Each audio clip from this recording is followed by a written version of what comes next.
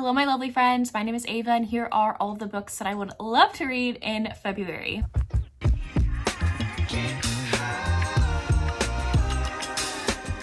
I know it looks kind of gloomy around here. Sorry, the lighting is going down. I just got off of work, and I want to get this TBR up for y'all by tomorrow. So we're gonna speedily talk about the 12.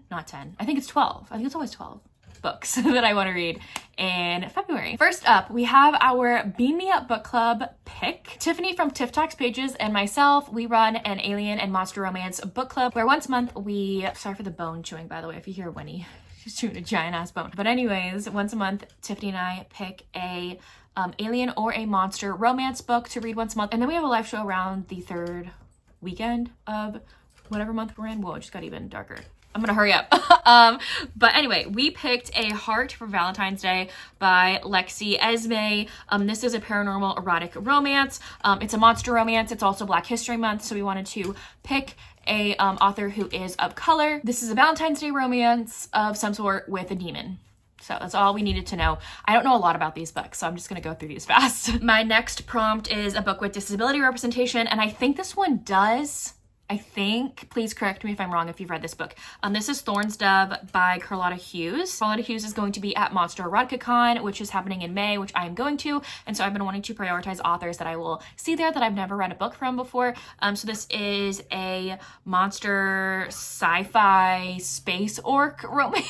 That's all I know. I know nothing else about this, but I've been wanting to read this author's book and whoa, Winnie, and read one of them at least before Monster Erotica Con. For a book from my Kindle library, I have No Man Can Tame by Miranda Honfleur. This looks like it is a fantasy romance with elves, and the audiobook is available to me through Audible Plus, but I've had the Kindle version of this. I got it for free like one day years ago. So I've been in the total fantasy romance mood. You will see in my January wrap up, I read and reread so many fantasy romances in January. I am definitely in a mood. So I went to find any of fantasy romances that were on my Kindle library and saw if they were on any of my platforms that I have, and it's on Audible Plus. So I would definitely be listening to this one. For a book for my physical TBR, I have Stray by Daisy Jane. This is a femdom romance, and I think our hero is missing one eye as well. He wears an eye patch. So yeah, I saw this one is on my Hoopla, and I was like, say less.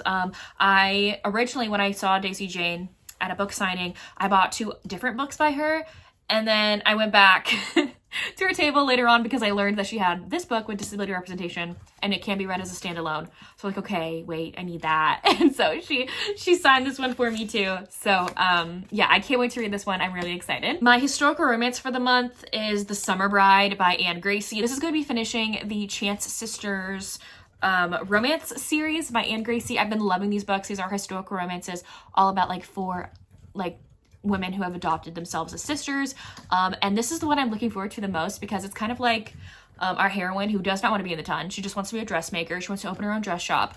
But I don't know who she falls in love with, but I'm assuming it's probably gonna be like a duke or an earl or something because that always happens with historical romances with heroines who like don't want to get married, don't want a family, don't want a title. They always end up with those things. So for a book I got off of Libby, I have Lotus by Jennifer Hartman. This is going to be a buddy read with Rachel from Rachel Reads and Sings. We actually buddy read Still Beating last month in January, and it was so fun buddy reading with her. So we decided to pick up the next book. It's not a series technically, but like the hero from this book is barely mentioned for like a split second and Still Beating. So like there's a very slight correlation between the two. And we both hadn't read Lotus either. So I was like, you want to just read the next one? And she's like, yeah, let's do it in February. So we're going to be doing this one. I know Brie from In Love and Words loves this book with her whole heart and chest. So I feel like I'm going to love it also. I think our hero in this one, it's about him after he has been kidnapped for years and like what his life looks like after that, and he falls in love with someone, I assume. For an author backlist, I have The Sinner by Emma Scott. This book has been on many TBRs. Okay, it has been, but you know what, we're gonna do it this month because I finally got the audiobook. I got it off of Audible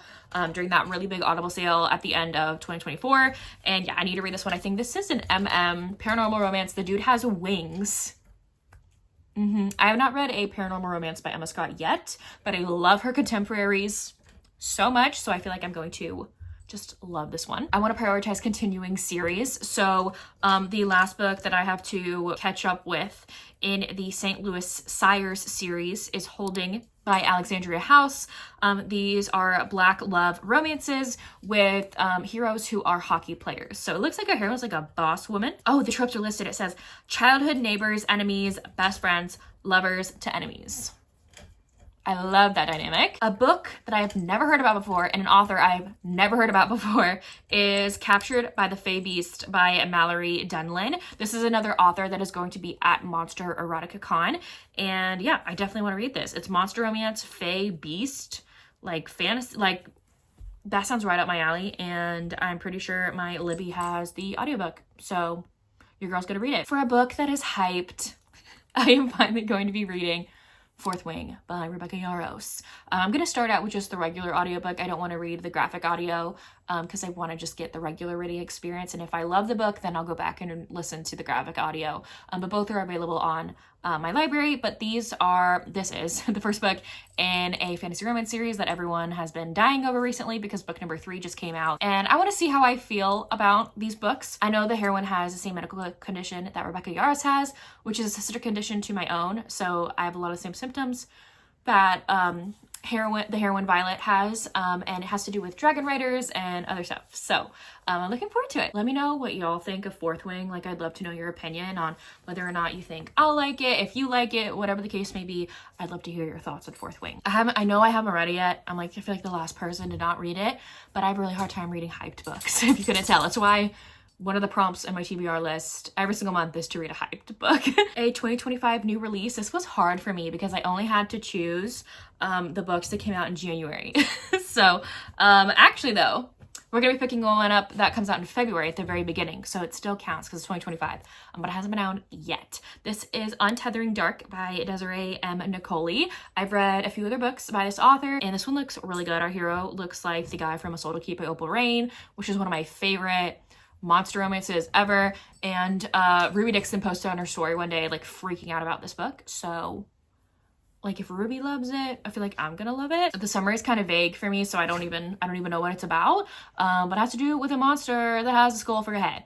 So, and lastly, I want to pick a monster or alien romance. I picked a monster romance. This is Under Lock and Key by Alana Ferguson. I have not read Alana Ferguson book yet, but a Loch Ness Monster traditionally published romance, like, I'm not gonna say no. So apparently our hero is a Loch Ness Monster. I don't know how, I don't know why, I don't know. So yeah, your girl is excited. I want to read a Loch Ness Monster romance, especially from someone who started out as a contemporary romance author. I would love to see her dip her toe into the monster romance genre. Anyways, there you have it. That was a very short February TBR video.